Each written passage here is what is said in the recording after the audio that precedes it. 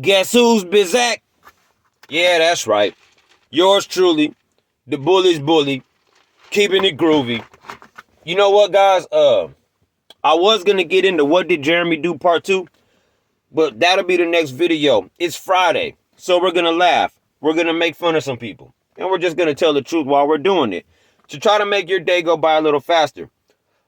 I don't know if this will make you guys laugh, but I do have a story to tell. Kaz, I want you to listen up, because this story involves you.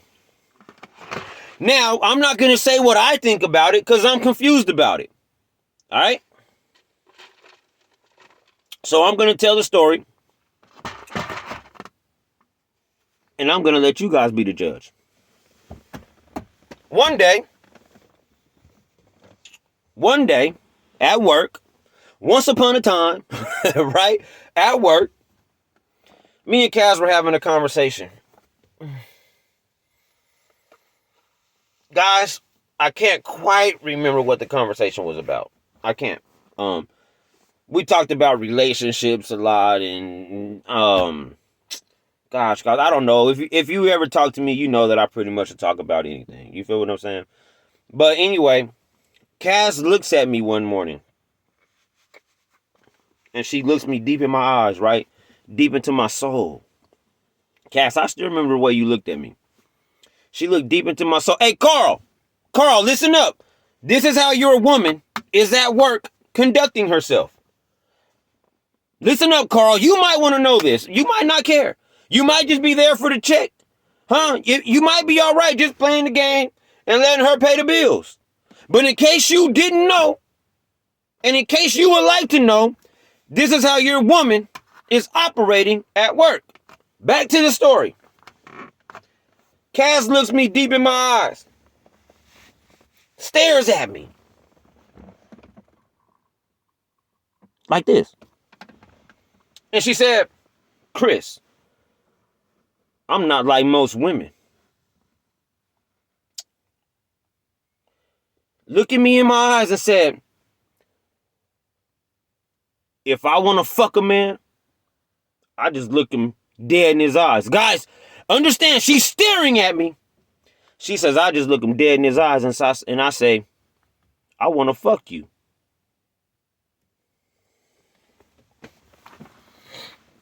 Cass, let me tell you something. I don't know if you know this about me. I don't know if you don't know this about me. I don't know if you could tell. I'm not out here hurting for no woman. I'm not out here thirsty for no woman. I'm not. I'm saying that to say this. You're fucking with someone in me who actually has standards, Cass, that you don't meet. Cass, I don't know what you meant by that, but in case you meant you want to fuck me, I'm going to tell you right now. You don't meet the criteria or the qualifications. You don't meet the bar. You couldn't breathe on me. And I'll tell you this. You ready? Till this day, when I think about that, I have to take a shower. After this video, I'm going to go in there and take a fucking shower. Thank you for making me feel all icky and ucky and yucky. I'm not saying that that's what she was saying, guys. I'm saying that that's how I took it. And if you guys think that it was maybe different or I'm reading too much into it, then please feel free to comment on the video and let me know. Because sometimes I need to know if I'm tripping. However, Cass, Carl, listen up. I'm pretty sure that there are other men in there that you said that to. I'm pretty sure that there are other men in there that you're dealing with, flirting with. So good luck defending that, because guess what? After I said this and I send it out, I guarantee you that there's some poor son of a bitch out there in that preload that you're fucking with on a download that's going to say, damn, I thought she only liked me and Carl. Oh, this shit is too good. Man, this shit is good. Cass is probably thinking, Chris, why are you attacking me?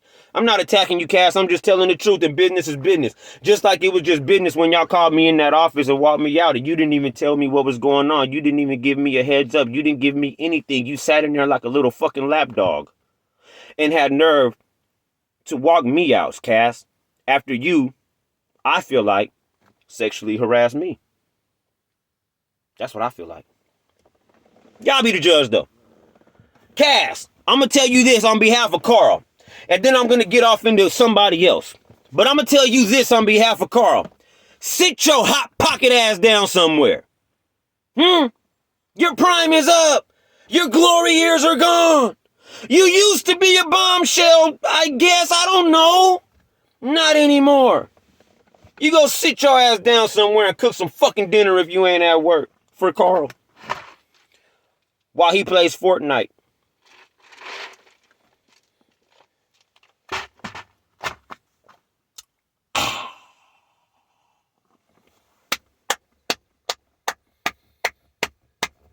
That's why I say, you guys, when I said on that other video, Cass needs to shut the hell up and just appreciate Carl. This is why. This is why. Nah, Carl's the MVP for putting up with your ass, Cass. Yep. There's some disappointments I have in some people. Oh, there's some disappointments I have in some people, guys. I ain't gonna lie. I'm going to choose one person in that office who I'm really disappointed in. One person in that office who I'm really disappointed in. And that person, drum roll, that person is Brooke. Hey, Brooke. You watching, Brooke? Hear me and hear me good. There was one point in time where I actually would have considered you somewhat of a friend. Two things, Brooke. The first thing is this. I don't appreciate how you lied to me about Kyle and what actually transpired as far as how his daughter lost her life due to his negligence. Kyle, you're a killer. But I don't like how you lied to me about that. I don't like that you lied to me about that to get me to soften up to Kyle so he can come in and try to work whatever he had to work to get me to operate how he wanted me to operate, because that is what you did. That was strategic. That was calculated. And that was fake as fuck. And I can't respect it. I'll tell you what else is fake. Like I just said, guys. Brooke is someone who I would have considered a friend.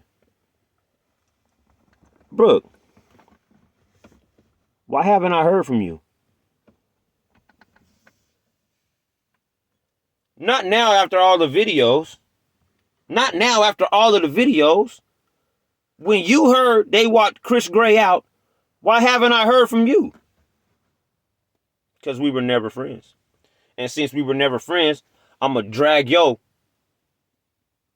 cold sore, lip having ass out in front of everybody and dust you up real good too. Just for being fake. Let me tell you guys something. You don't go playing with the realest motherfucker ever made, man. Let me tell you guys something. I don't really take disrespect and being played with lightly. Let me tell you guys something else.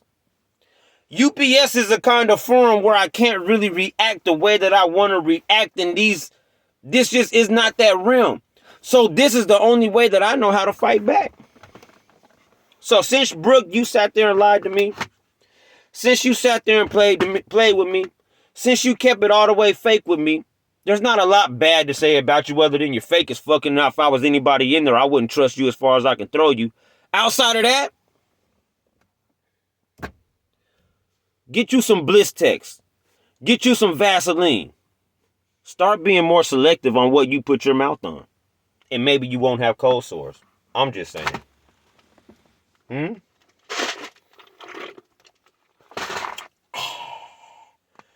Hey, Brian, I meant to text you back, Brian, by the way, so I'm not ignoring you. But, Brian, I do want to let you know this. I'll let you know this, Brian. The person that told me that you did not like me because I was black is Jeremy. Jeremy is. Jeremy is. Brian, listen to this, Brian. I even told Jeremy, man, I don't know if it's all like that, bro. Maybe it's... And Jeremy looked at me and said, no, dude, it's because you're black. Jeremy did, Brian. Jeremy tried to plant that seed in my head about you.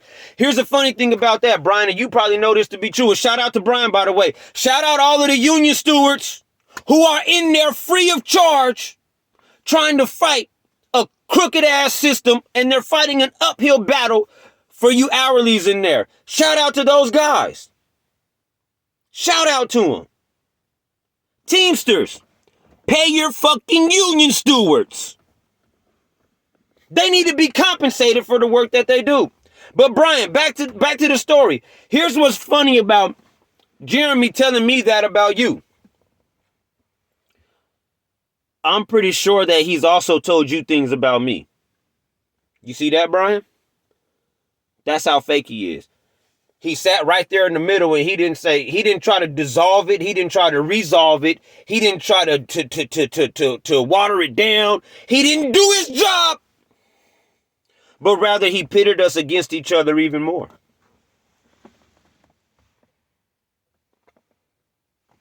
But Brian, that's the one that told me that. I just thought I'd let you know that. So next time you see Jeremy, feel free to ask him, what the fuck would you tell Chris that for? And guess what, Brian?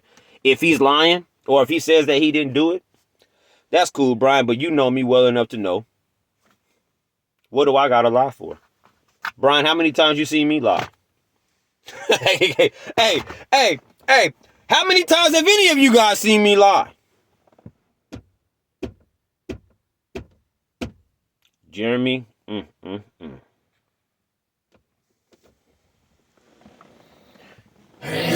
Cass,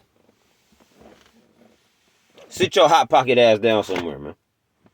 You sit your hot pocket ass down somewhere, running around UPS, just trying to throw goodies to every man in there that you make eye contact with. Shout out to Carl.